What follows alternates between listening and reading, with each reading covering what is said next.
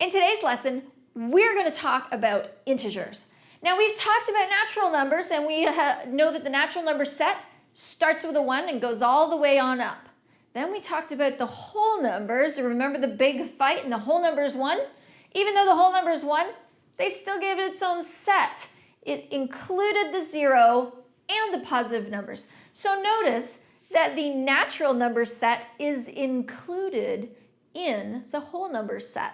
But what about an integer? What's an integer? What's the difference? Well, integers include all of the negatives, the 0, and the positive. Now, the 0 is not negative or positive, even though it's in the integer set, but it does not have a specific positive or negative value.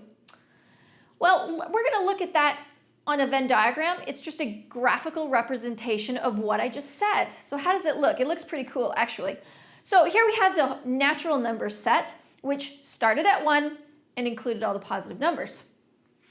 Well, then the whole number set started at 0 and included all the positive numbers. So we have the natural numbers included inside of the whole numbers, which is why the circle is inside the other one.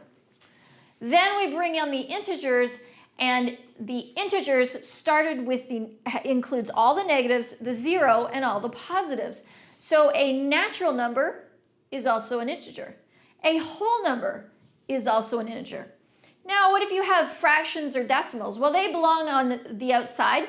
These are all rational numbers, and the fractions and decimals that do terminate or repeat are also included in the rational set.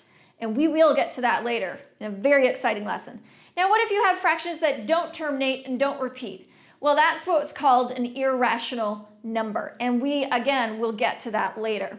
Back to integers. Let's have a look at the number line. Now, the number line starts with the negatives, goes to 0, and the positives. So the positive direction is that way.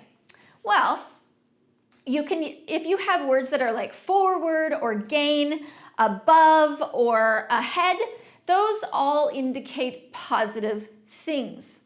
So how do we use that? Well, let's look at an example. We have a football team, and they gained 5 yards on the first down. So they start at 0, and then they gained 5 yards. And then they gained another 5 yards. So we want to write an integer that will represent this situation. Well, do you see where we're at? We're at 10, or the positive 10 direction. And so the total gain was positive 10 yards. Well, what about the opposite direction? Well, the opposite direction, when you're heading towards the negatives and it's getting smaller and smaller, more negative, that is the negative direction. And the words that you will use are things like backwards or loss or below or behind. Those all indicate a negative occurrence. So again, let's look at the football team. They lost 12 yards on the first down. So what is an integer that could represent this situation? Well, again, we start at the 0 because they hadn't gained any yards. Then they lost 12 on the first down. So they end up at negative 12. So an integer that would represent this is the loss was negative 12 yards. We could also use it to represent temperature. Here we have a temperature gauge, and the red indicates the how warm or cold it is, and we can see it's below 0. And the temperature level is 3 degrees below 0.